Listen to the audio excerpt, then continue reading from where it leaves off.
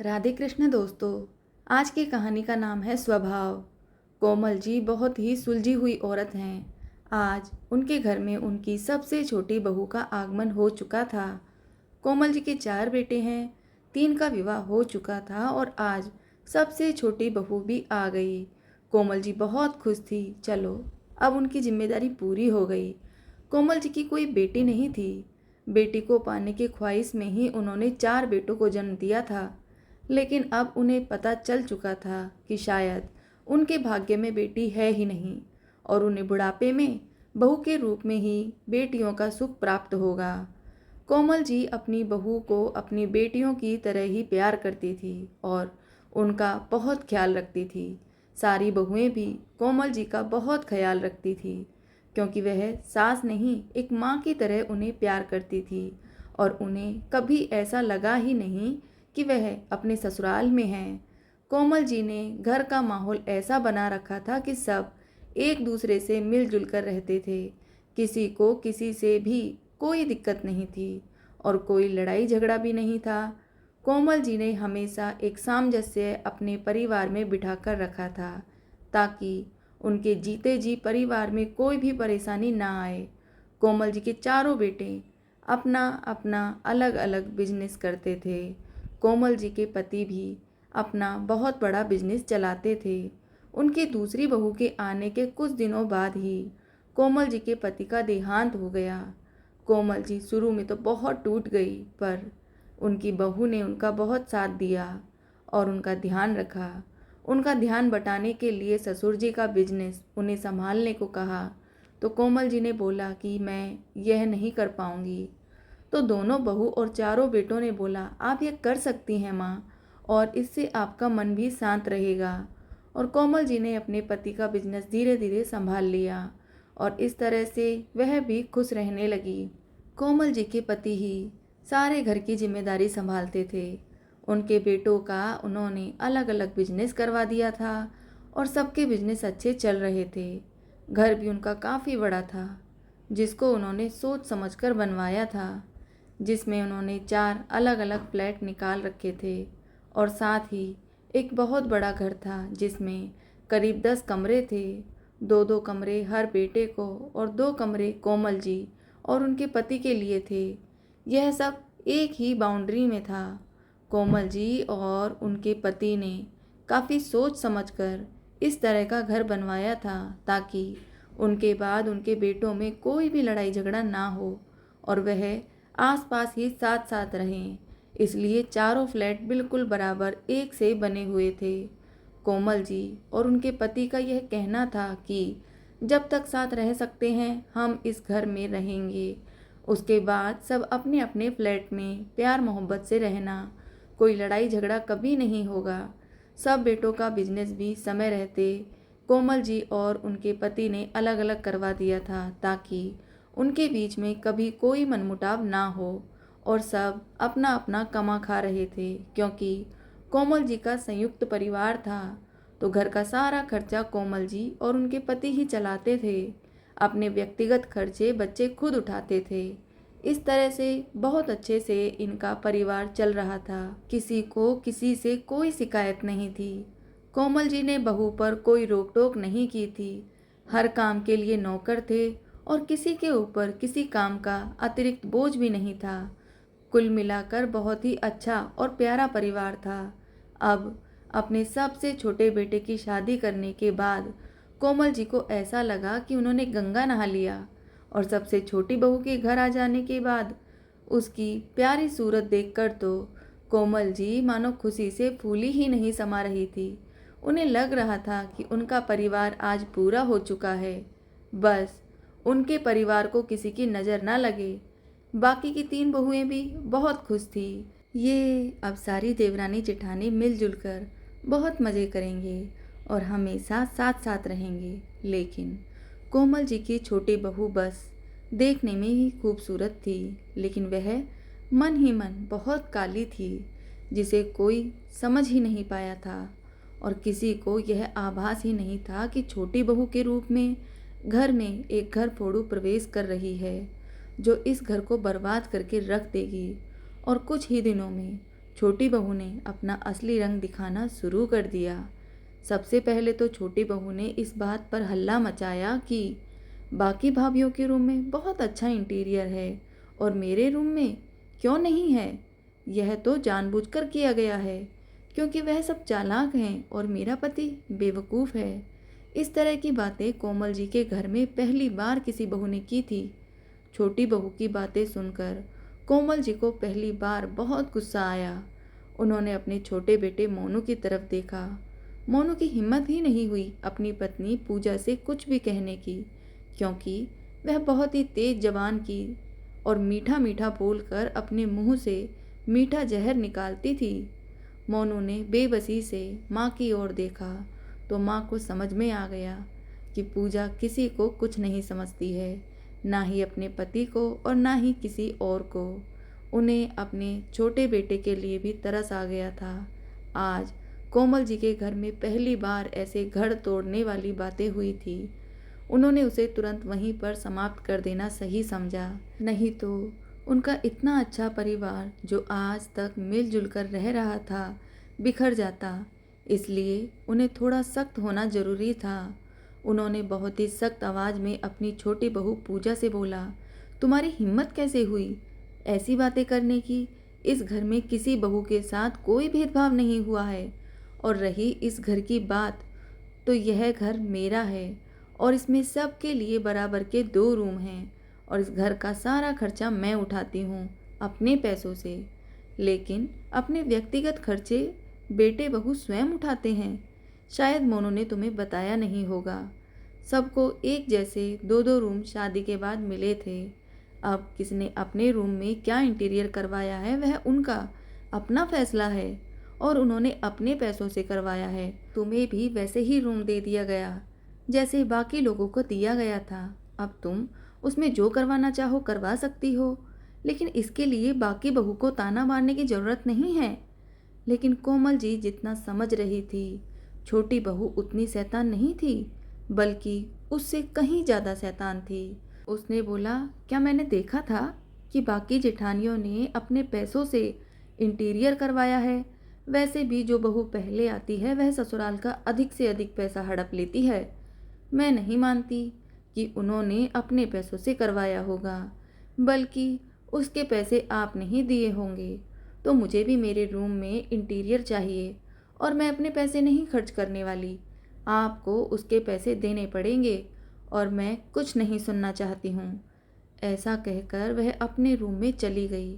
आज पहली बार कोमल जी से इस तरह के लहजे में किसी बहू ने बात की थी। कोमल जी के बाकी बेटे और बहू को बहुत जोर का गुस्सा आ रहा था और मोनू चुपचाप बुत बनकर खड़ा रहा। बड़े भाई ने मोनू को बहुत लताड़ा कि तेरी बीवी की हिम्मत कैसे हुई माँ से ऐसी बात करने की। तूने इस घर के नियम कायदे उसे बताए नहीं।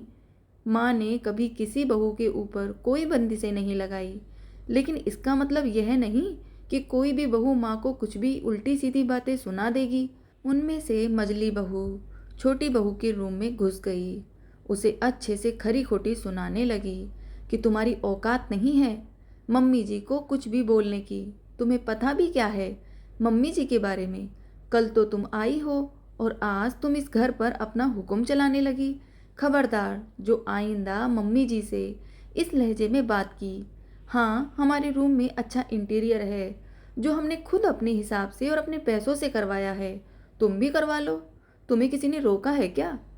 लेकिन छोटी बहू पूजा तो कुछ ज़्यादा ही बदतमीज़ थी।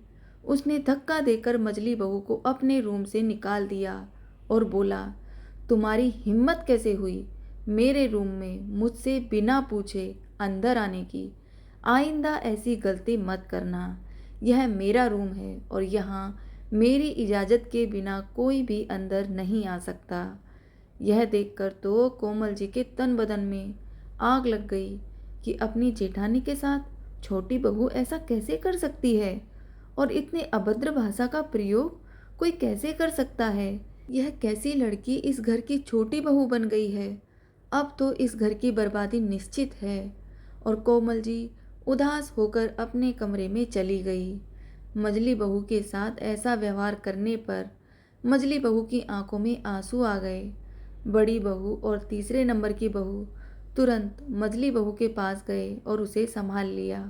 साथ ही साथ पूजा को बोला, खबरदार जो आइंदा कभी यह किया, तुम्हारा हाथ तोड़कर तुम्हारे ही मुंह में दे देंगे। तुमने समझ क्या रखा है हमें? औकात नहीं है तुम्हारी हमारे मुंह लगने की। हम तीनों बहनों की तरह रहते थे और हमारे बीच में तुम आ गई। आज से तुम्हें जो करना है करो। ना हमसे बात करने की ज़रूरत है और ना कोई मतलब रखने की ज़रूरत। और हाँ, आइंदा ऐसी गलती भूल कर भी मत करना, नहीं तो अंजाम भुगतने को तैयार रहना। कुछ दिनों के बाद छोटी बहू ने दोबारा ड्रामा करने शुरू कर दिए कि मेरे रूम का इंटीरियर मम्मी जी को ही करवाना पड़ेगा। मैं अपना 1 रुपये भी खर्च नहीं करने वाली, क्योंकि मैंने नहीं देखा कि आप लोगों के रूम का इंटीरियर किसने करवाया है। मम्मी जी ने ही करवाया होगा। और अब आप लोग सब मिलकर झूठ बोल रहे हैं। और मोनू को क्या पता, वह तो ऑफिस में रहता है। और वैसे भी शादी के पहले कोई लड़का इन बातों पर ध्यान नहीं देता। कोमल जी को लगा कि घर में कुछ ज़्यादा ही कलह हो रहा है, तो उन्होंने बोला, ठीक है, तुम जो करवाना है करवा लो, मैं सारी पेमेंट कर दूंगी। उन्होंने लड़ाई झगड़े से बचने के लिए ऐसा बोला, लेकिन कोमल जी का स्वभाव शुरू से ही ऐसा था कि उन्होंने कभी भी अपने बेटों में कोई भेदभाव नहीं किया था। इसलिए अब मोनू के रूम के इंटीरियर का पैसा देना उन्हें सही नहीं लग रहा था, क्योंकि बाकी बहुओं ने अपने रूम का इंटीरियर अपने पैसों से ही करवाया था। इसलिए कोमल जी ने बाकी 3 बहुओं को अपने रूम में बुलाया और बोला, छोटी बहू का स्वभाव तुम लोगों से बिल्कुल अलग है और उसे समझना मेरे बस की बात नहीं। लेकिन मैं अपने चारों बहुओं में कोई भेदभाव नहीं रखना चाहती, इसलिए उसके रूम के इंटीरियर में जितना भी पैसा लगेगा उतना पैसा मैं तुम लोगों को भी दे दूंगी। इस पर तीनों बहुओं ने बोला, नहीं मम्मी जी, हमें पैसा नहीं चाहिए। हमें पता है छोटी बहू का स्वभाव हम तीनों से अलग है और उसकी वजह से ही घर में पहले ही बहुत परेशानी बढ़ चुकी है। आप उसके रूम का इंटीरियर करवा दीजिए, शायद इससे उसे शांति मिल जाए। छोटी बहू हर वक्त अपने रूम का दरवाज़ा अंदर से बंद करके रखती है और फ़ोन पर बातें करती रहती है। वह सिर्फ खाना खाने के लिए ही रूम से बाहर निकलती थी और उसे बाकी घर से कोई मतलब नहीं था। कोमल जी को समझ में आ चुका था कि छोटी बहू के स्वभाव की वजह से उसका संयुक्त परिवार टूटने के कगार पर आ चुका है और जल्दी ही इस परिवार में अलगाव निश्चित है। खैर, इंटीरियर का काम हो जाने के बाद छोटी बहू ने फिर नया ड्रामा शुरू कर दिया। अब उसका कहना था कि शादी में उसे बाकी जेठानियों से कम जेवर चढ़ाए गए हैं। कोमल जी ने बोला, मैंने कभी अपनी बहुओं में कोई भेदभाव नहीं किया है और सबको शादी में बराबर सोना चढ़ाया है। हाँ, जेवर के डिजाइन जरूर अलग हैं और उनका वजन लगभग बराबर ही है। लेकिन पूजा यह बात मानने को तैयार ही नहीं थी। उसका कहना था, मैंने फोटो में भाभीियों के जेवर देखे हैं। बाकी भाभीियों के जेवर मेरे जेवर से बहुत ही ज़्यादा भारी हैं, जो कि फ़ोटो में साफ पता चल रहा है। कोमल जी को समझ में आ चुका था कि पूजा हमेशा कुछ न कुछ बवाल मचाती ही रहेगी और हर बार मुझसे ऐसे ही पैसे ऐंठती रहेगी, जिससे मैं मेरे बाकी बेटों के हक के पैसे उसे देती रहूंगी, जो कि किसी भी तरह से सही नहीं है। इसलिए कोमल जी ने बिना कोई जवाब दिए वहां से जाना ही सही समझा। अगले दिन छोटी बहू के पिताजी का फ़ोन कोमल जी के पास आया।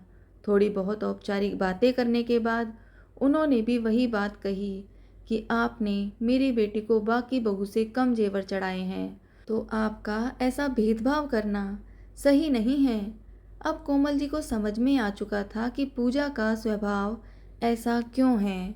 जब उसके माता पिता का स्वभाव ही ऐसा है, तो उन्होंने वैसे ही शिक्षा पूजा को भी दी होगी और उसे रिश्तों से ज़्यादा पैसों का महत्व बताया होगा और बेईमानी करना भी सिखाया होगा।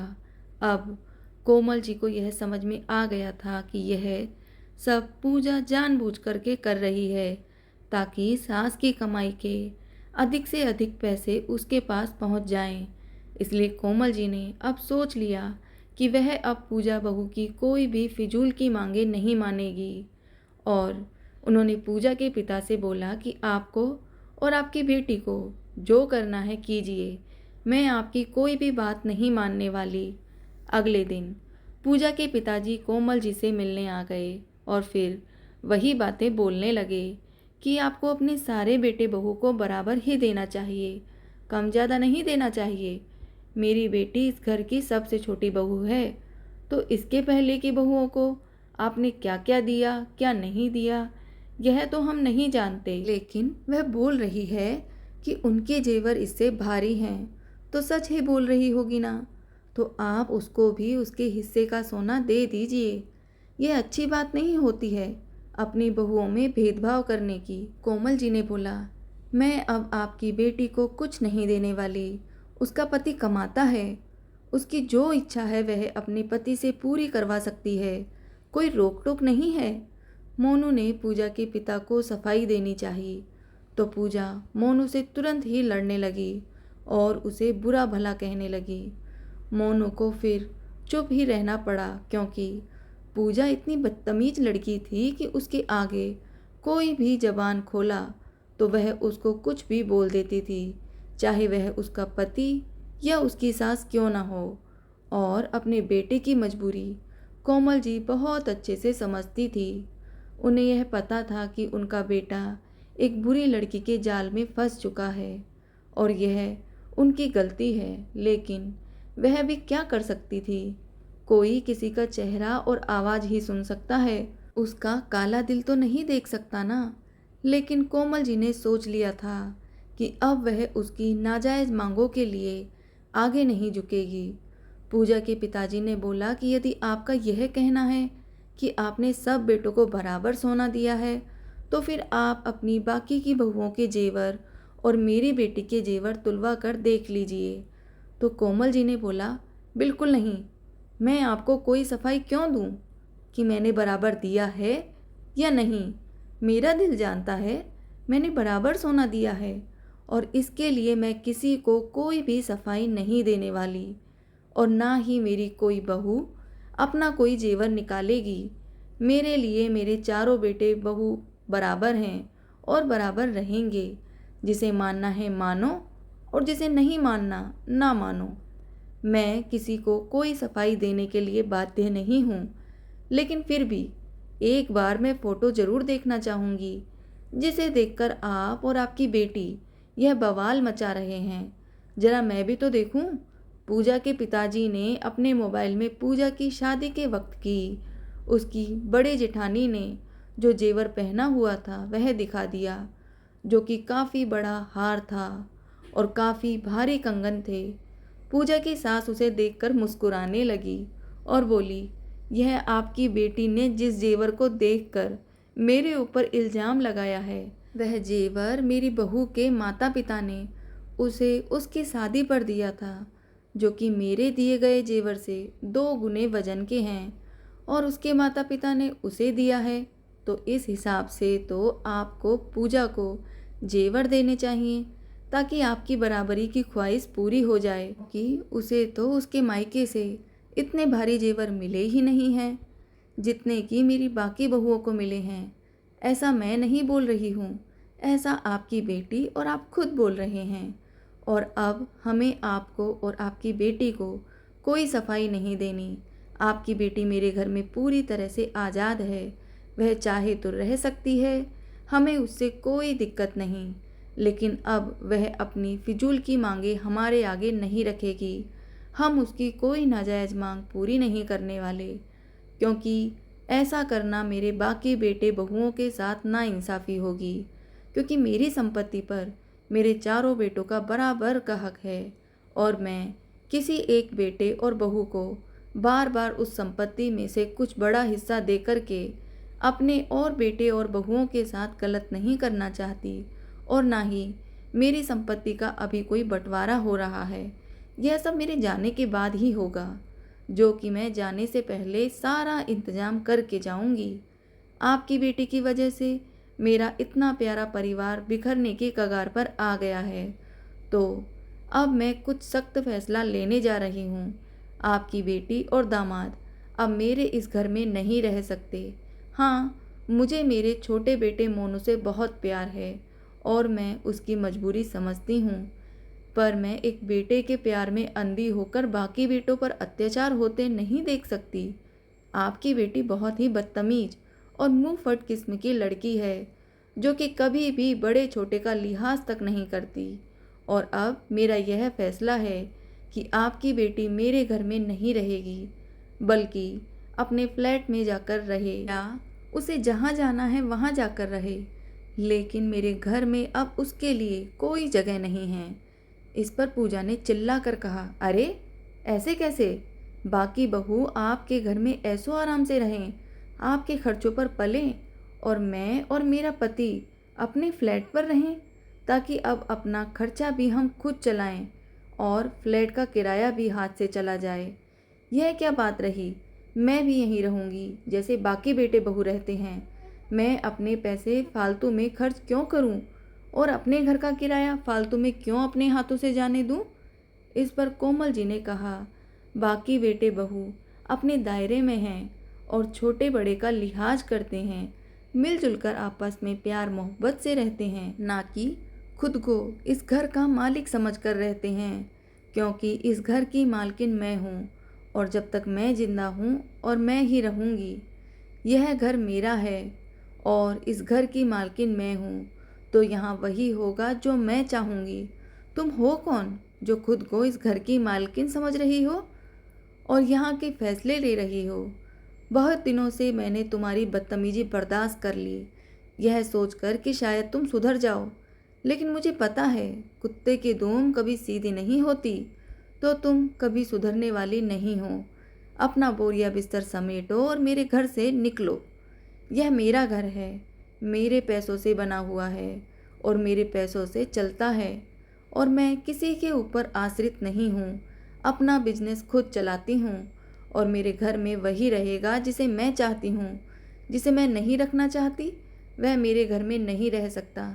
समझ में आई मेरी बात? तो तुरंत मेरे घर से निकलो। इस पर पूजा और उसके पिता ने हेकड़ी दिखाने की कोशिश की और बोला, अभी तुरंत मेरी नई शादी हुई है और मैं इस घर में आई हूँ। मैं चाहूँ तो आपको झूठे केस में भी फंसा सकती हूँ। आपने मेरे ऊपर अत्याचार किया है। कोमल जी ने बोला, तुम्हारी पहली बदतमीजी देखकर ही मैं समझ चुकी थी कि तुम आगे कहाँ कहाँ दिमाग चला सकती हो, लेकिन उसी वक्त मैंने तुमसे छिपाकर सारे घर में सीसीटीवी कैमरे लगवा दिए थे, तो तुम्हारी एकाएक हरकत उस कैमरे में रिकॉर्ड है, और तुम्हारे साथ इस घर में कितने अत्याचार हुए हैं यह भी उसमें रिकॉर्ड है। तो जिसे जो बोलना है बोल दो और जो करना है कर लो। हम सीधे हैं, इसका मतलब यह नहीं कि तुम कुछ भी बोलोगी और हम उसे मान लेंगे। हम अपने हक के लिए लड़ना जानते हैं। और हाँ, तुम अपनी जेठानी, सास और पति के साथ जिस बदतमीजी से पेश आई हो वह भी उस कैमरे में रिकॉर्ड है।